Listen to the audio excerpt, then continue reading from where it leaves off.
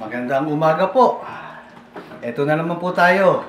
At nakaugalian natin magluto ang ating mga kababayan tuwing Sabado ng umaga ng ating almusal.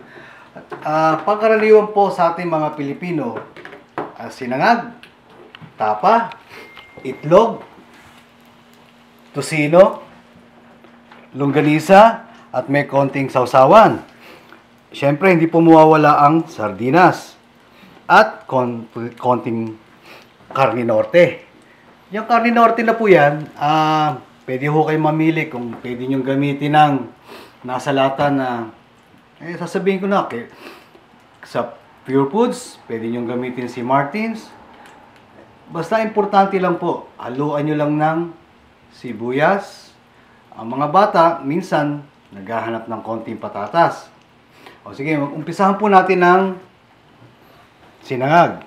Yan pong sinangag ko, hinaluan ko po ng bagoong.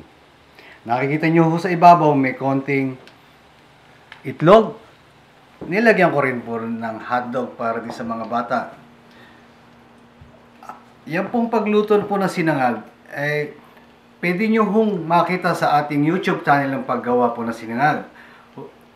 Huwag nyo pong kakalimutan ang ating YouTube channel, ang Lutong Pinoy. Unang-unang paggawa ng sinangag ay lagi pong nilalagyan po namin yan ng bawang. Ang bawang po na ginagamit ko yung sariwa, hindi po ako gumagamit ng mga powder.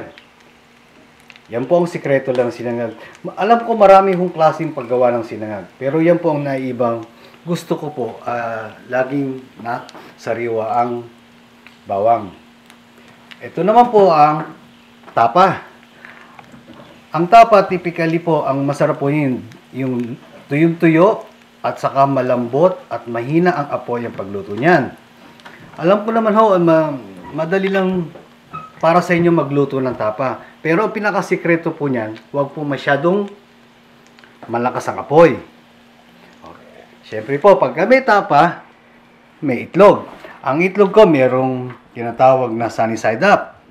Meron ding scrambled egg. At meron ding well done yung po yung pula.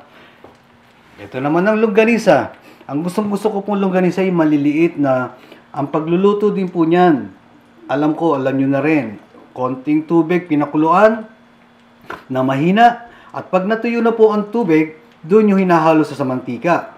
At syempre po, ito po yung tosino. Na tosinong gawa po sa sariling karne ng baka. At hinaluan ko ng konting baboy. Okay. Ang cilantro na sausawan na may kamatis at may sibuyas, pinaghalo ko lang ho yan para pang alis ho ng suya. Kasi puro baboy at baka. Yan naman po ang sardinas ng Salinas galing sa Cavite. Yan po ang typical pong almusal namin sa amin.